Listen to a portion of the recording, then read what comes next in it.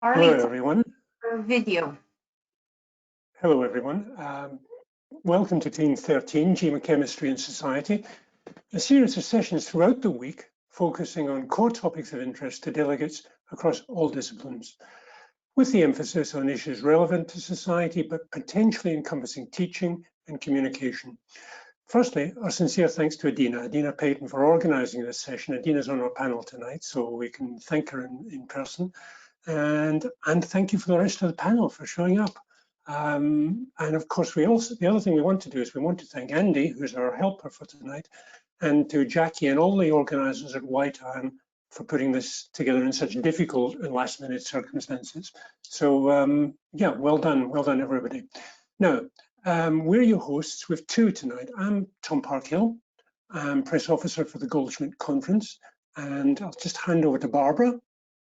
Okay. And I'm Barb Dutrow, a professor at Louisiana State University.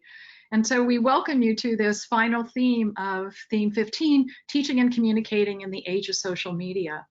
This session nicely culminates a series of excellent panel discussions throughout the week, nearly all of which embed some aspects of communication. This session discusses strategies and concepts which underlie effective and widespread communication across the geosciences. We hope that you've had time to look at all the illuminating presentations for this session by our panelists, Jennifer Glass, Nicole Kraus, Adina Payton, Carly Weiner. And we welcome to the distinguished panel, Dr. Kim Cobb, a climate scientist and Georgia Power Chair and advanced professor from Georgia Tech. We will be discussing about teaching and communicating in the geosciences, what we aim for, what we need to do, how we need to do it, and what is achievable, where we go right and where we go wrong, and how the dramatic circumstances of our period will invite or even force us to change how we do things. Tom? Thank you. Thanks, Barb. Just firstly, a few housekeeping items before we begin. Now, audience members can type a question into the question box of the GoToMeeting control panel. And let me just see something. Yep. Or they can raise a hand, and one of us will be monitoring this. The second thing is, please mute yourself if you're not speaking, but don't forget to unmute when you begin to speak. Only a maximum of 6 cameras can be shown at once, so only one of the hosts will be seen. Barb. Okay. So we'll begin by asking the panelists to briefly introduce themselves and their topics. A short introduction. We'll start with Kim and then go on to Jennifer, Nikki, Adina, and Carly. And Carly, I hope you turn your webinar on. Okay. Hi everybody. I'm Kim Cobb, professor of Earth and Atmospheric Sciences at Georgia Tech, and you can find me on Twitter at Corals and Caves. And I'm a climate scientist by training and research, and also direct a program called the Global Change Program at Georgia Tech, which is focused on educational and research opportunities in the climate solutions area. And so I'm very eager to learn from the panel today and to learn from you about what your priorities are in this space. Thanks for having me. Hi, I'm Jen Glass. I'm also from Georgia Tech, same School of Earth and Atmospheric Sciences as Kim. Lucky to be her colleague there. And I'm excited. I research kind of interactions between major and minor biogeochemical cycles with implications for astrobiology and origin of life and many, many things. And I will be, my talk was on social media and Twitter and using that to democratize and diversify science. So, good. Great. Okay, Nikki. Hi, my name is Nicole Kraus. I go by Nikki. I am from the University of Wisconsin-Madison. I'm a PhD student there. Actually just have my dissertation left, so exciting news. I am a part of a research group there called Science, Media, and the Public. My area of expertise is communication, and what our research group does is investigate the public opinion about controversial scientific topics and sort of the processes that make science become controversial in the first place. My topic for my talk was about the psychological factors associated with belief in misinformation about science. And so I'm excited to talk about that in more detail. Thank you all for having me. Great. Adina. Hi, everybody. I'm Adina Paitan from the University of California in Santa Cruz, and I'm a biogeochemist, use isotopes to learn about various Earth processes and interactions. But I'm also very, very passionate about making sure that what we do as scientists in general and as geoscientists in particular is relevant to the rest of the people on this planet, that it makes a difference, and that in that respect that we're able to communicate what we're doing effectively for the benefit of society, as well as train the next generation of scientists to be able to communicate better and share their science. So the focus of my talk was on education, teaching, and science literacy. Thanks. Carly. Thank you for having me. It's so nice to be on a panel with such distinguished scientists and communicators. And apologies, I had a little bit of technical difficulties joining, but good news is I'm here now. I do the communications and engagement strategy for Schmidt Ocean Institute, and I'm really excited to be here today to talk about how we share a little bit about bringing the deep sea to the public and how we engage our program with others. Great, thank you. Okay, so Tom, I can't log on if you're on. Okay. Technical difficulty. Okay,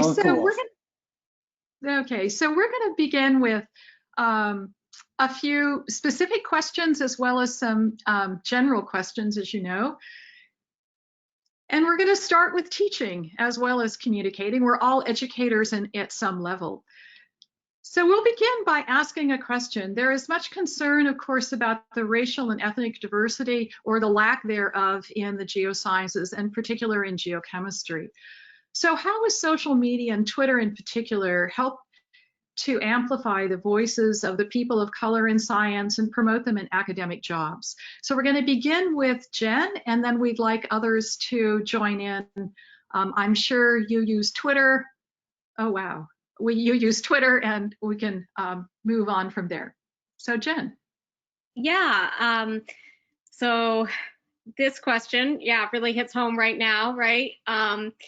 And I think the last few weeks have really shown how to do exactly what Barb asked, in that the people I follow on Twitter, who are, I'd say now, many Black, Indigenous, and people of color, I strive to follow those people. And they've now, done hashtag, Black in geoscience, Black in astro, Black in nature, birding while Black, all of these things. And that is exactly for that reason, in order to amplify the voices, to be retweeting accounts from, a lot of students, but, in and out of academia, anybody in STEM who is at this point, especially with Black Lives Matter, who identifies as Black, but, usually trying to do that for all Black, Indigenous, and people of color. And so I guess I'd say that in a nutshell. I can like to hear what other people have to say. Well, you all use social media, so would anyone else like to jump in and add their comments? I'll jump in there for a little bit. We use social platforms a lot for our work in engaging outside traditional structures and trying to explore diversity amongst youth. So it's not just about who is in those roles now, but how to engage diversity and underrepresented groups early on so that they can follow a STEM pathway and be able to be supported along the way to engage in these careers in the sciences. And so we try to do that through multiple platforms, not just through science per se, but through the arts or through other unique ways to engage with audiences, and so that we can try to increase diversity. And that's not just an issue here in the US, that's across the globe. we have only about 5% of coastal nations that operate research vessels, at least in our case, when we're looking at the geosciences on an ocean level. And 95% of those nations are not able to explore their own deep water. So being able to bring resources and assets globally and engage with communities is a really great way, I think, of ensuring a start to that pipeline. I think I can first share something that I learned over the last couple of weeks by actually tuning to social media and reading what other people are saying. And for me, it was a time of reflection and a time of realization based on what I read in social media, that it's not enough to be a non-racist at this time of age. And we have to be really active and be anti-racist and not just a non-racist. And to be honest, it's not something that I thought about, because I always thought, oh, I'm not a racist, that's enough, that's okay. But being listening to what's going on in the social media and generally talking to younger people and to my students and to underrepresented minorities, I realized that that's, at this time of age, that's not enough. And I'm as a person that feels was privileged most of her life, I think I'm going to do more in terms of being more active, not just because of amplifying others people's voice, but rather because I think that everyone, including myself, will benefit from equal access and equal representation. And in my role at this stage of my career, I'll try to do it with myself, with my group, with my department, with our society, with my institute. So hopefully other people feel the same and can actually do more and walk the walk, not just talk the talk. There's too many statements out there. We need to see action. Thank you. Kim? I'll add some thoughts to that. I think like Adina and like Jen has said already, I've been learning a lot these last few weeks, and I think part of what I'm learning slowly is how to leverage a social media platform to be purposefully anti-racist in the ways that, as Jen mentioned, amplify key voices. And so, kind of thinking very critically about my own feed and those that I might have access to. And I would add institutional platforms as well. There's a very important role for institutional social media platforms. Great to hear, Carly, you speak about how you leverage your institutional platform to enact real change. And so I think right now there's so much going on behind the scenes in quiet conversations, in personal reflection, in reading resources and learning as academic individuals and institutions. But it's really important right now as well to have some voices out on social media who are purposefully and vocally lending momentum to this ongoing reflection and ongoing actions that we're trying to take collectively. So I wanted to bring into the room not just personal platforms, but also remind people that they are important institutional platforms to consider how they are being leveraged and waged for good and for action right now as well. Exactly. Nikki? I have a little bit of, I guess, a different set of information to contribute to this conversation. So echoing a lot of the things people have already said, but in the context of communication research and theory, the concept that can, I think, be useful in some of these conversations is the idea of knowledge gaps. And some people may be familiar or not, but just to give a brief description, some research in the context of public health communications, for example, has found that knowledge gaps can exist between individuals have a higher and lower SES, and a lot of times that can correlate with different kinds of ethnic disparities or racial disparities too. And there have been questions as to the potential of internet-based media, such as social media, to maybe close some of these knowledge gaps that can amplify over time. So the phenomenon is specifically that you see these differential levels of knowledge, but that the people who are higher SES have meaning socioeconomic status, have the potential to gain more over time from communications that they receive. So if you put the exact same communications into two different communities, the individuals who are of higher SES are more likely to take away more from it. So what on some level this is saying is that if we don't tailor our communications to be more specific to our audiences, and we just say like we're going to make one flyer about what you need to do to stay safe from COVID, or one flyer for, you can imagine other kinds of scientific communications that matter, that we reach as many people as possible, you can expect to see this widening knowledge gap essentially. But in the context of, I guess what I want to say with the question about social media and internet-based media, there has been some research. The research I've seen was specific to communication about nanotechnology, but I imagine some other scientific topics this would be true for as well. But that exposure to science content online actually had the potential to close some of these knowledge gaps, in part because traditional media communications tend to be tailored more to high SES audiences, and some of these alternative forms of media that we see in online spaces, like blogs from scientists, for example, actually aren't necessarily tailored in that way and can reach broader groups of people. So I guess just some promising evidence of some good that the internet can do. I know a lot of discussions focus on some of the negative, but in this specific topic, we have seen some gains.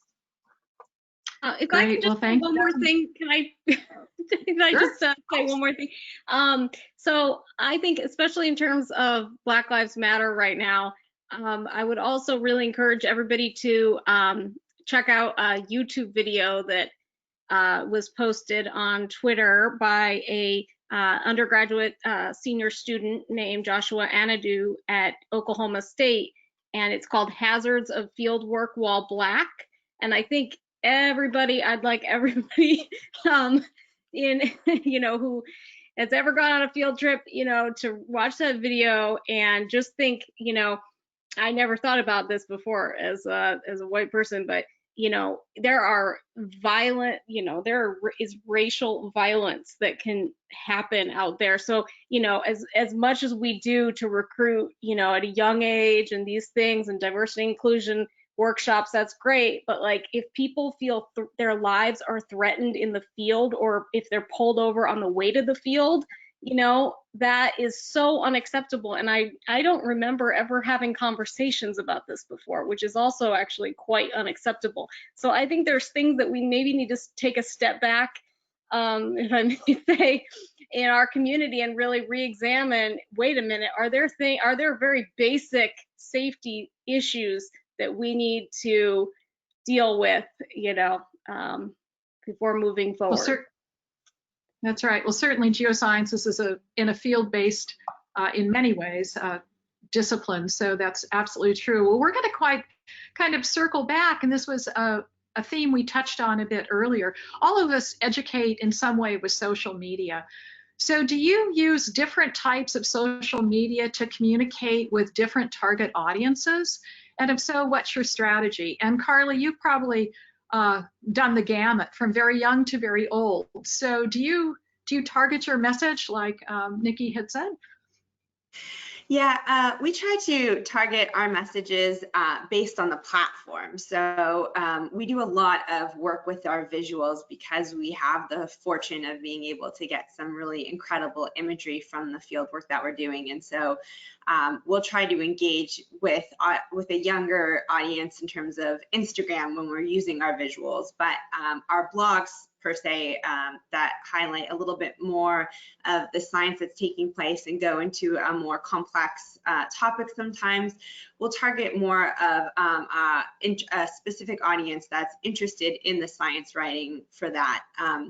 We really rely on short videos, punchy videos, whether they're 30 seconds to 3-minute maximum, to be able to kind of use that as an introduction to engage people in topics and then bring them in, on a higher or a deeper level for the topics that at hand. So, we'll present something on video, whether it's on Instagram or a little clip on Twitter, and then we hope that will engage them to dive deeper into our expedition page and look at some of the other resources that we have, like a full dive or a blog. How about any of the rest of you? Do you target your specific type of social media at a specific person? Kim? Yeah, I don't know about add a specific person. Sometimes that's important to do if you're trying to get a message across to some elected officials. But you know, I think I use Twitter extensively, mostly as a platform that is internationally facing and largely kind of an in-crowd professional audience.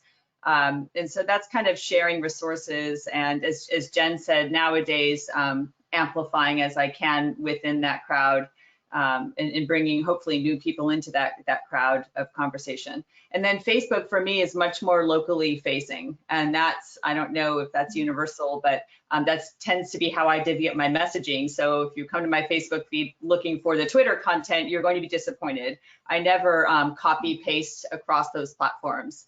And so I'm looking at an Atlanta-based group or Georgia-based group, and it's a mixture of, you know, more fun personal things as well as some heavier hitting content where I expand on the conversations of the moment. Now my feed is really about anti-racism and intergenerational wealth and white privilege.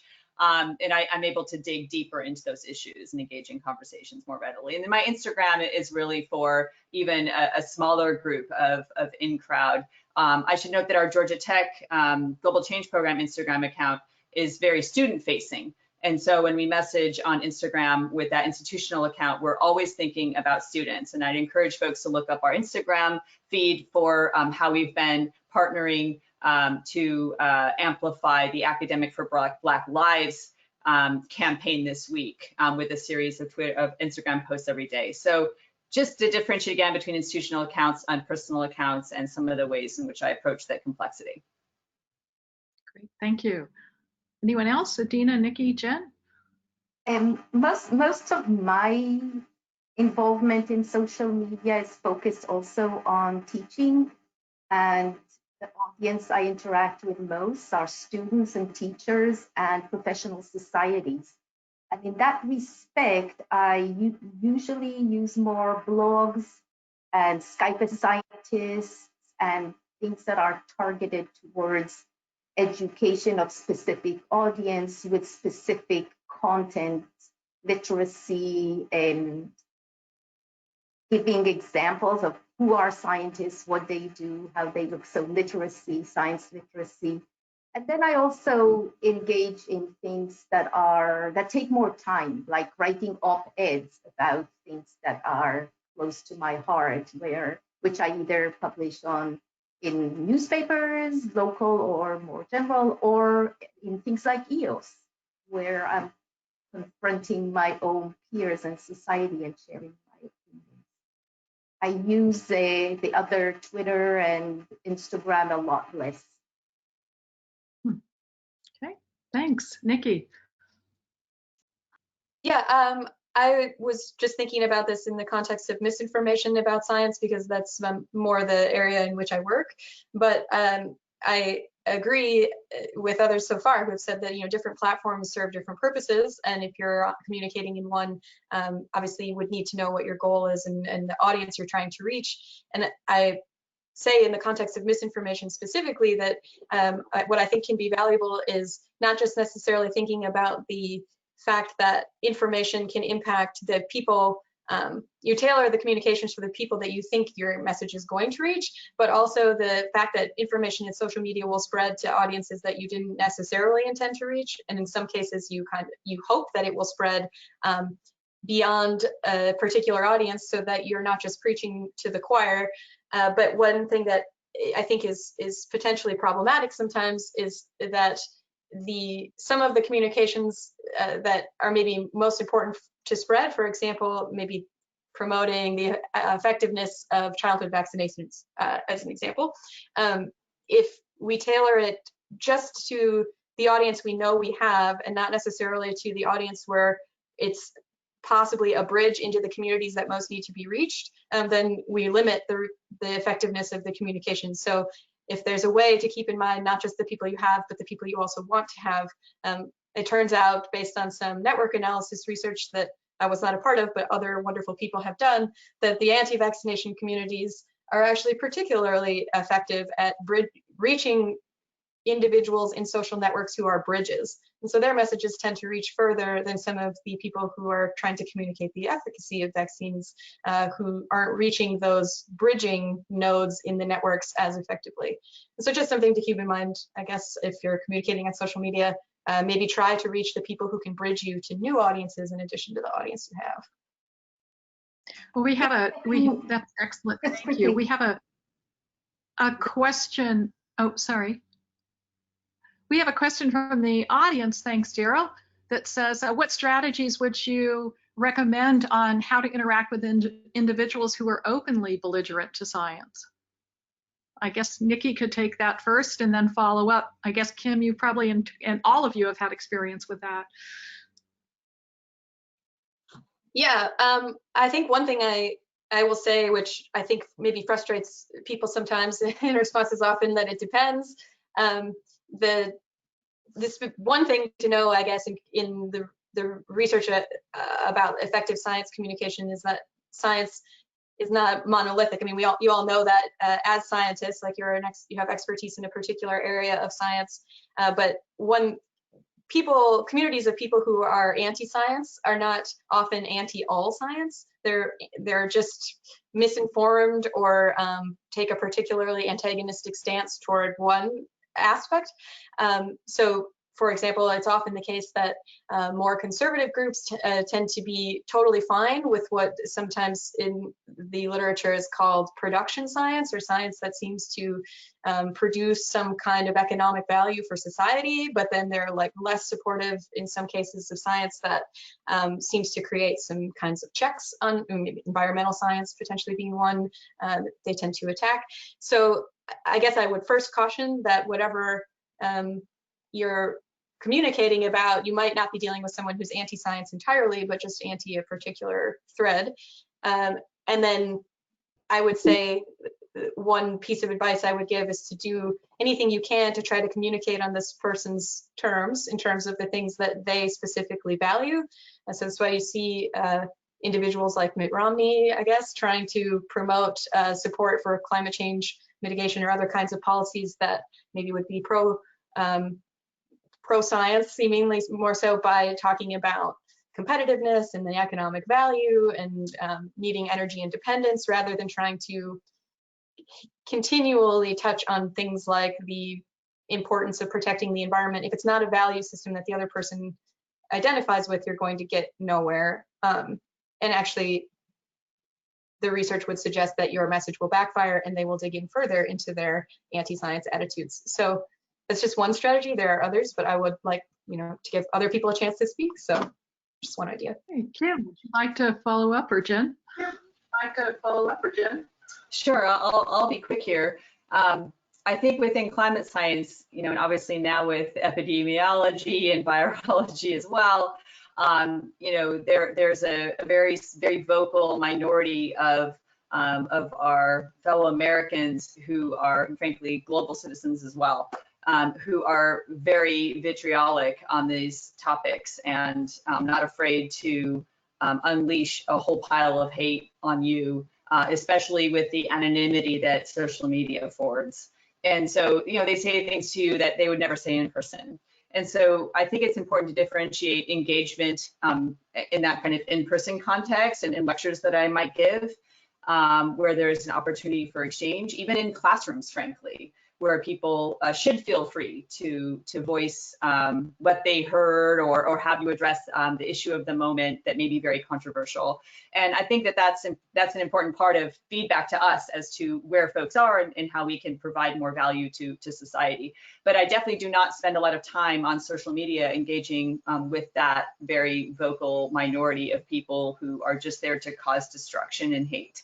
And so, that's why they invent the block button and the report button and all of those things. And the other thing I wanted to highlight that we haven't talked about very much is how important it is to just also build a community through the purposeful use of social media.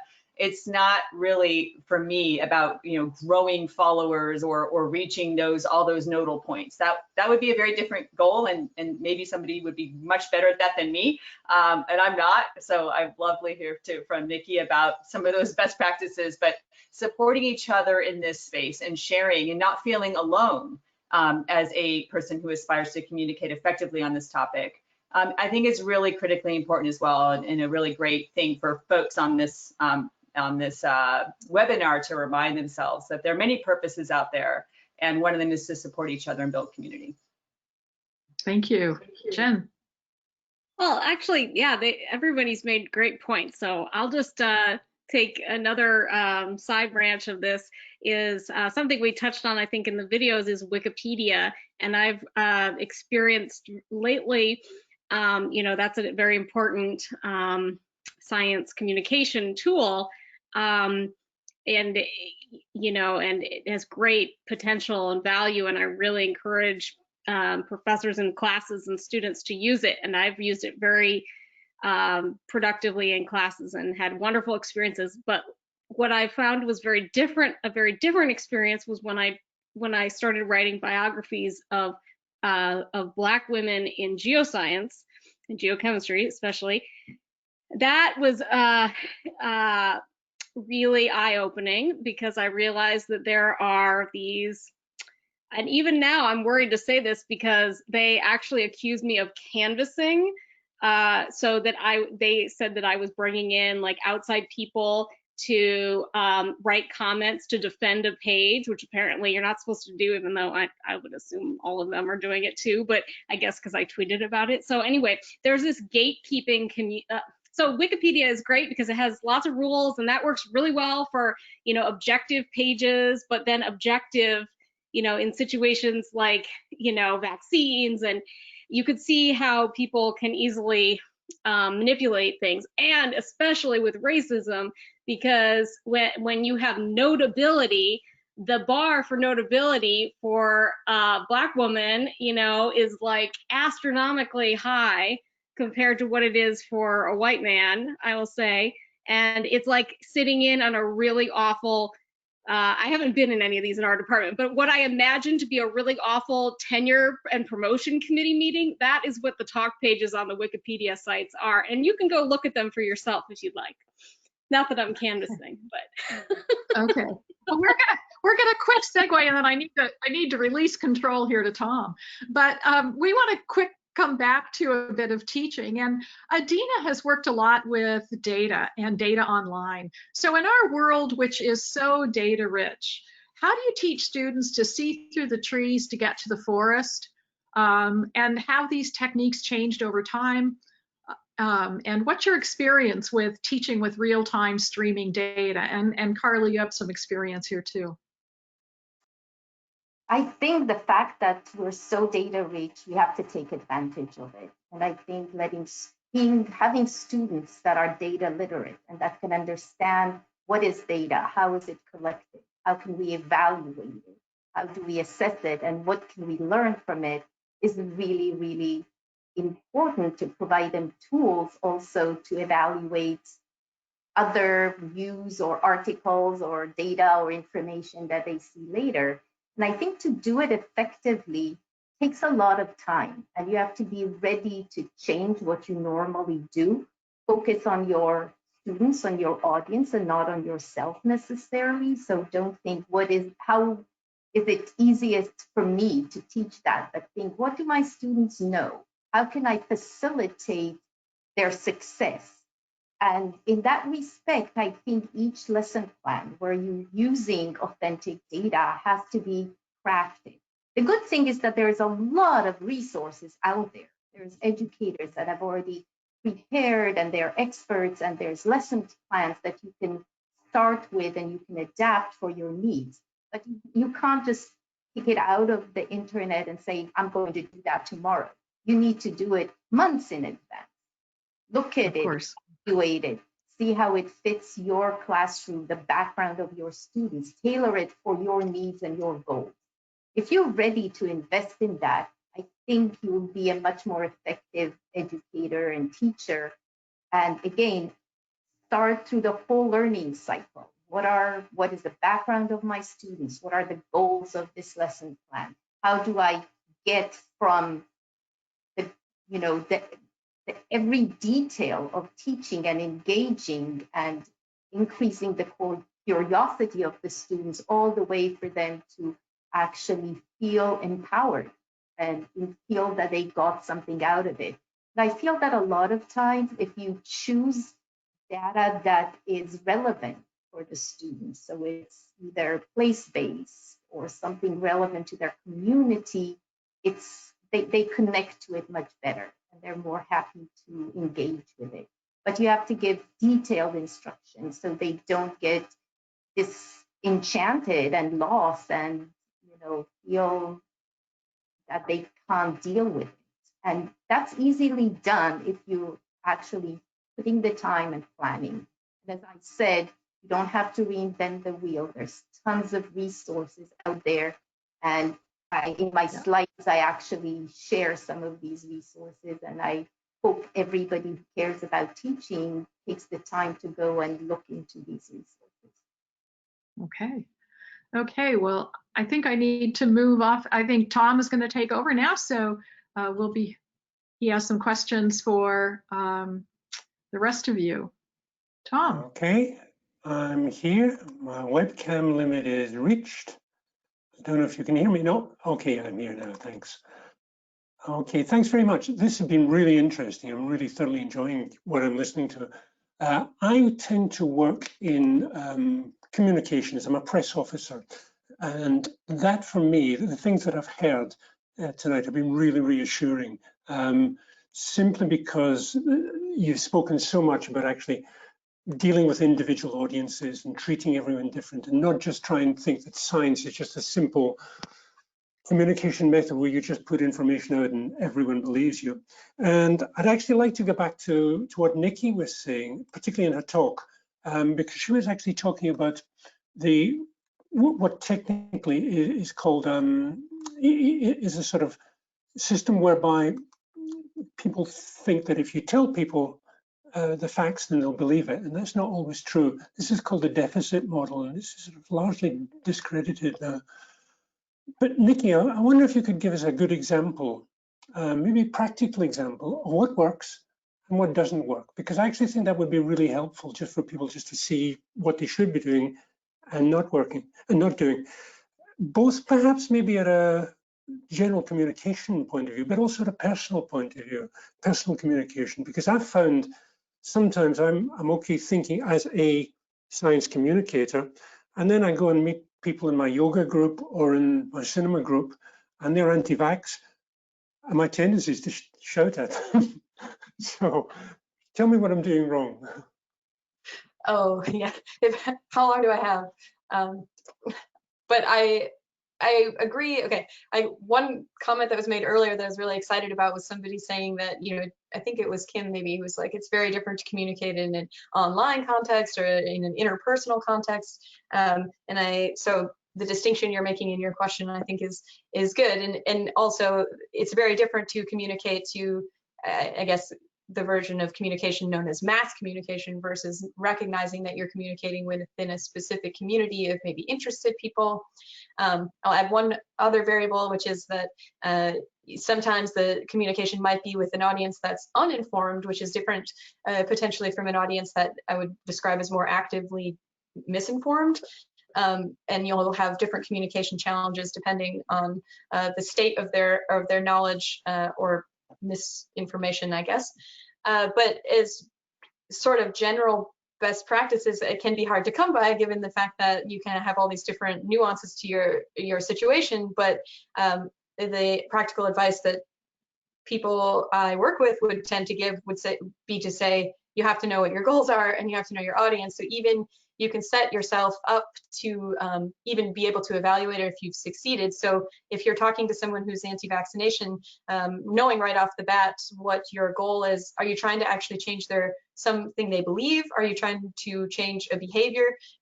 These can be very different strategies. So if you are trying to change someone's belief, and behavior is a whole separate question, but some of the most effective things you can do is, as I say, communicate in some way that resonates with their values and acknowledge what the barriers are to them believing what you believe. So if it's a person who's anti-vaccination, they might not all anti-vaxxers are created equal. So they might be anti-vaccination because they have a concern about government intervention in individual lives, a sort of libertarian perspective that is maybe very different from being anti-vaccination on religious grounds, or out of just the simple misbelief that vaccines cause autism. And all of these are very different barriers to the person believing what might be consistent with the best available scientific evidence.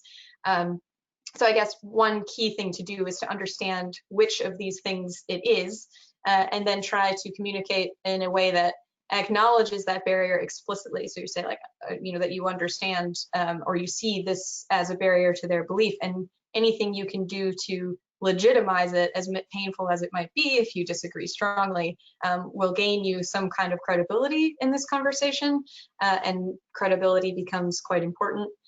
So I guess that would be one thing. If you're changing behaviors, though, sometimes if you have the benefit of being in like a social media context and you're not talking to someone in person, one of the most effective ways to change behavior is with social norms, and sort of trying to somehow create the perception that everyone else is doing this thing, can really put pressure on somebody to do it too, especially if they see people who are most similar to them doing it. So if you can show, it would be much more effective with someone who's anti-vaccination, if you're trying to get them to vaccinate, to say, to show them examples of, or anecdotal stories even being told by people who have overcome their concerns on religious grounds, or who came to realize that maybe vaccines didn't cause autism, then it would be to just communicate to them the facts about the scientific facts about that situation.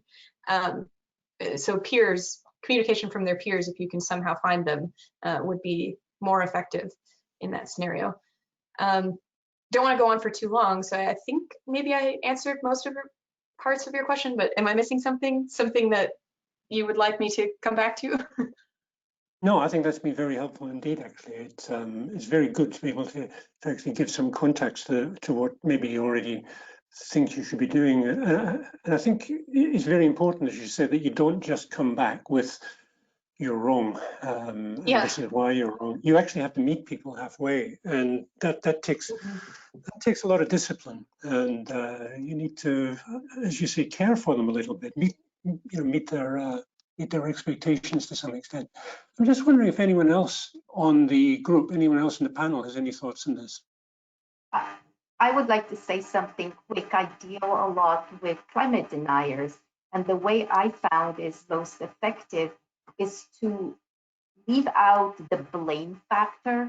I don't focus on, oh, it's all your fault, it's all the petroleum industry, it's all us consumers, but rather look for opportunities.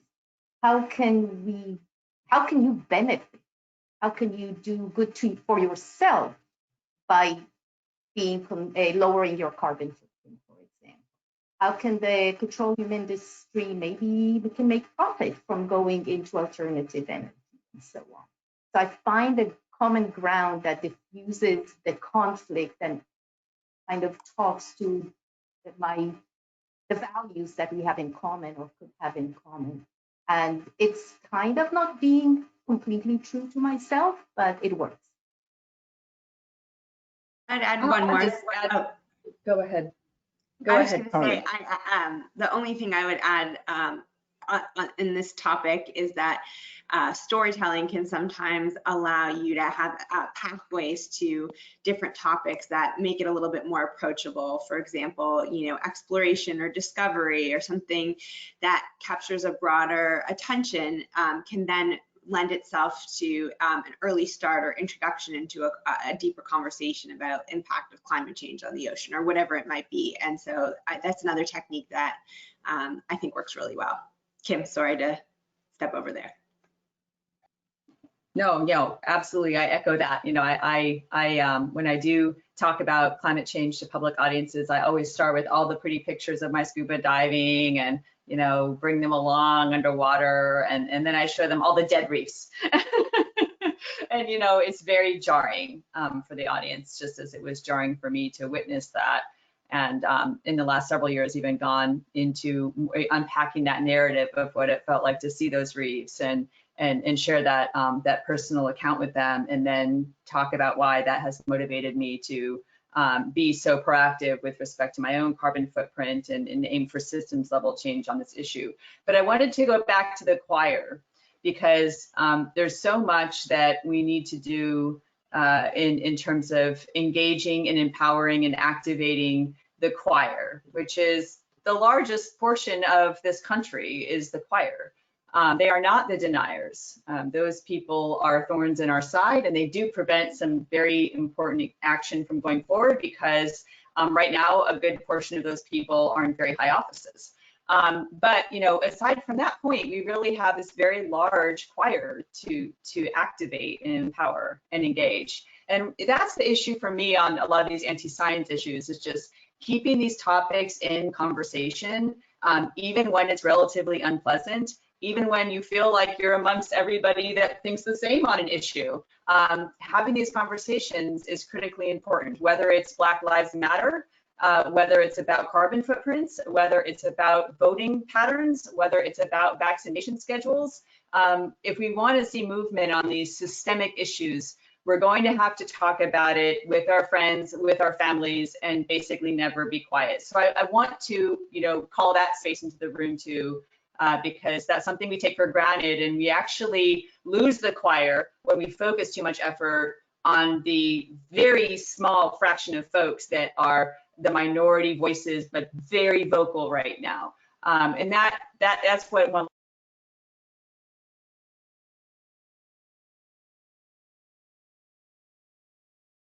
Nikki, you wanted to say something? Yeah, I wanted to echo that point, because it's at the beginning somewhere I made a comment about there's a big difference between people who are uninformed or people who are actively misinformed. And then there's, to what Kim is saying, this for me comes more from political communication and political strategy, but there's like the reality that there's a group of people who might be informed, and a very large group of people, but that's just not very active. And so then it just becomes about activating people and mobilizing a group of people, which depending on what kind of resources you have, you can think, is it the best strategy to just try to activate and mobilize people rather than changing their minds, because persuasion can be so difficult. These people don't need to be persuaded, they just need to be moved, versus a group of people who need to be persuaded and moved, or versus a group of people who are actively against you. And now you have two layers of two sets of barriers, not only belief but also behavior. So I think that kind of drawing that grid can be a useful thing as one of the first steps in strategizing what you want to do and where you want to spend your communication resources and time. Again, just knowing your goals, but to Kim's point, that's a lot of people, as depending on, I guess, which scientific issue you're talking about, but activating people who are just already informed and just aren't doing anything can be super useful. Yeah, it's interesting. I mentioned my yoga group. I actually had a WhatsApp group that was the way my yoga group communicated, and I left it last week because someone had posted a racist photograph. So I complained and I left. But what surprised me, firstly, it was a yoga group, so that surprised me. But secondly, no one else complained, and there was this silence coming from everyone else. And as you say, sometimes you actually have to stand up for these things and reach out and try and make people think that they should be involved, they shouldn't be, and just letting things go.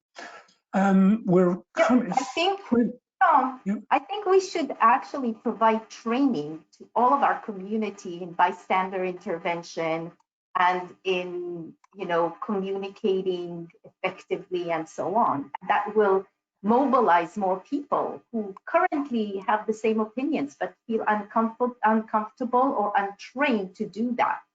So it's our responsibility as a society to be active in providing training so people can feel comfortable engaging. Yeah, I think that's a very good point. I think we're actually just about reaching. Let's have one more question for Jen. I'm moving it on a little bit because we've only got 10 minutes to go, and I want you all to do a summary as well. So have a think about what you're going to say. Jen, you said in your talk that you've tended to make your Twitter feed more human. by adding practical and personal details. Now, I found when I started my Twitter feed, it was a work feed, and gradually that has completely broken down, and now I just rant about anything that I feel I want to rant about. How do you manage that? Who's your audience? Who do you talk to? Yeah, I think a lot of that depends on comfort level of the tweeter, right? And so I think it's completely personal, and I don't think that there's a right way, and I really think that it is based on, you know, how a person feels, with, you know, their safety level basically, and that could change through time also, right? Going from you know, being a student to a postdoc and so on, you know, we gain some privileges there and might feel more comfortable posting something, you know, further along in our careers.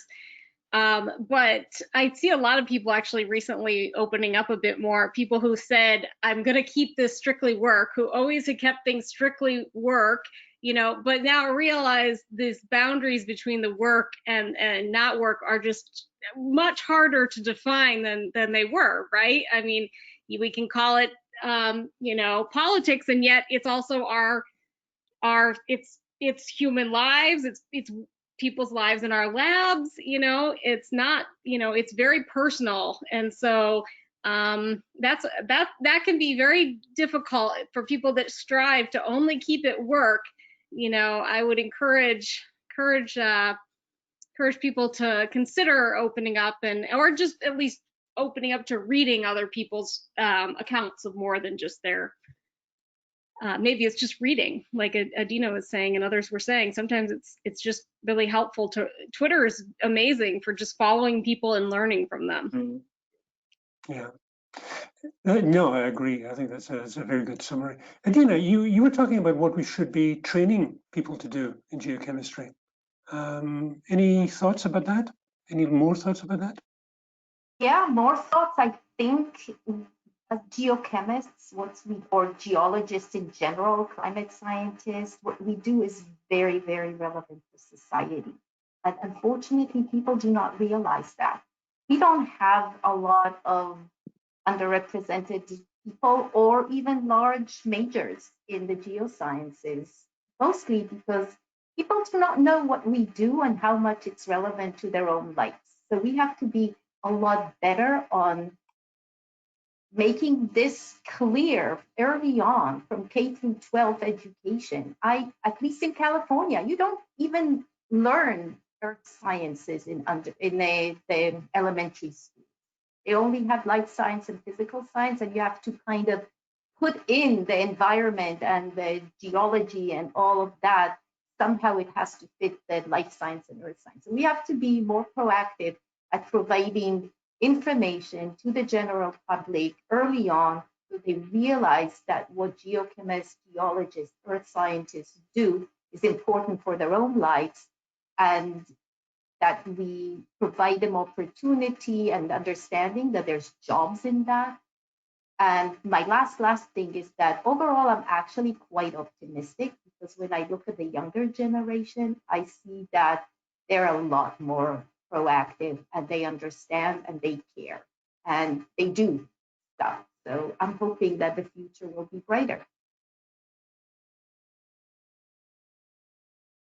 Does anyone else want to add something about what we should be aiming for, what we should be training our people to do?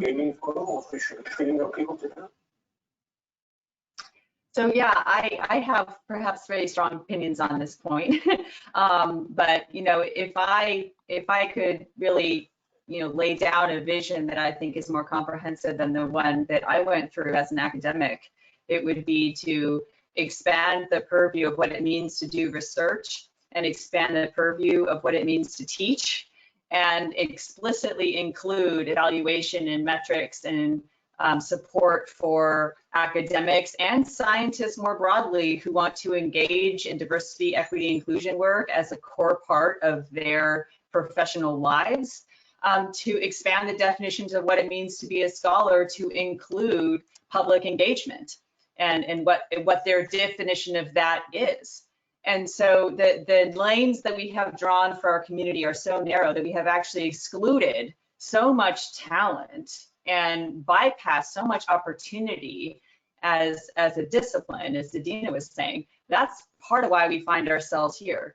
So I'm hoping that as we go forward, we might recognize the incredible role that Adina has called into the webinar with respect to the central role that we do play in advancing knowledge, and actually make sure that that has impact. And when we do that, we will actually attract all of the talent that we need, and we will be addressing so many of these systemic challenges that we know plague us, but yet we remain reluctant to do the systems work to change them. So that's my tiny vision, and I hope that all of you on the webinar will join me in trying to accomplish that. Thanks, Kim. I think we're going to have to wind up now because we've got 4 minutes to go, I'm checking. And I'd like each of you just to say what your take-home message would be from this session. Carly, can we begin with you? Sure. Well, there's so many good ideas that have already been shared here and so much wisdom that I think you could take and extract so much from it. I'd like to just focus on the fact that there are ways to engage with the public, especially with audiences that you don't normally do, and to really look at how that's being done, whether through social media or other mechanisms, and not just through the science community, through the arts, through our students coming up in sciences and in other disciplines, and using the tools available to us, social media, data visualization, and the arts to enable a broader understanding. Thanks, Carly. Jen? Jen, would you like to say something? Oh, I thought you said Jen. I'm looking at Jen. She's looking awfully quiet, Jen. I did say Jen. So yeah, I mean, I already kind of said my internet's breaking down, so I apologize. Oh, can you guys hear me? Okay. Okay, so I already said my 4 cents. So I'm just going to keep it super quick here. I would say to folks that are on the webinar that if you don't have a social media account like Twitter, just start one, if for nothing else than to digest some of this content, but also because I firmly believe it will enhance your skills as a researcher and a communicator, no matter what. So you know, one day you will need this. I hope we have a day when that counts for something along your career path. But in the meantime, get started, because it is a learning curve. And the earlier you start, the more engaged you will be, the better and stronger community will build for yourself, and that helps you to. Thanks, Kim. Jen Glass, your turn. Yes, yes, I would say, I guess to wrap up about amplifying, especially Black voices, people of color voices, is for everybody that says that they don't know anybody who is a Black, you know, blank of their specialist in their field. I challenge you to actually go meet somebody. Actually, we have a database of potential speakers, and also many of whom are on job markets. If you go to, let's just put out more, if you go to Nathano Jen, Jen, it's my pinned tweet, and that takes you to a website that that I mentioned, actually in a database that I mentioned in my talk. Anyway, go there or just email me, and I can make sure that you get it. And I encourage journalists to use that to find more diverse interviewees as well. Hey, thanks. Nikki. Yeah, trying to say something that hasn't already been said. I guess for me, I would say that if you are trying to communicate about science, there is a lot of empirical work that has been done in the field of science communication that can inform what you're doing.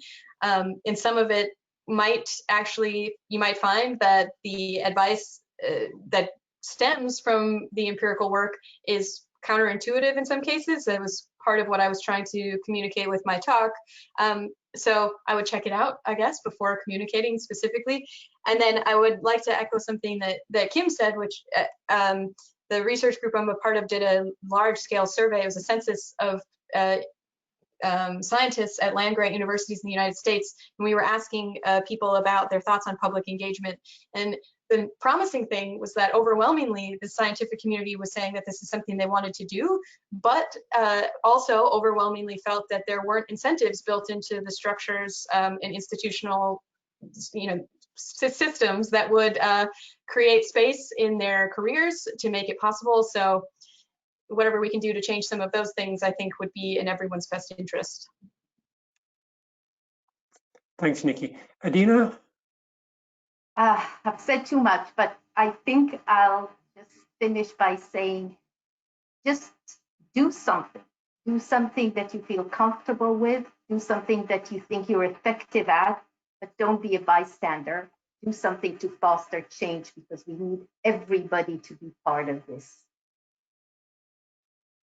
Completely agree. Don't be a bystander. I'm going to bring Barb back now. Barb, if I'm going to sign off, so I'll let Barb just say goodbye to everybody, and I'll say goodbye to you, and I will switch off. Okay. Well, thank you, everyone. This has been an absolutely fascinating discussion. For a continuation of the discussion, we have the Discord server, and there is specific dedicated space for us under theme 15E, so please continue it there. We'll be doing this again in 6 hours, so we appreciate everyone joining us. Come back again.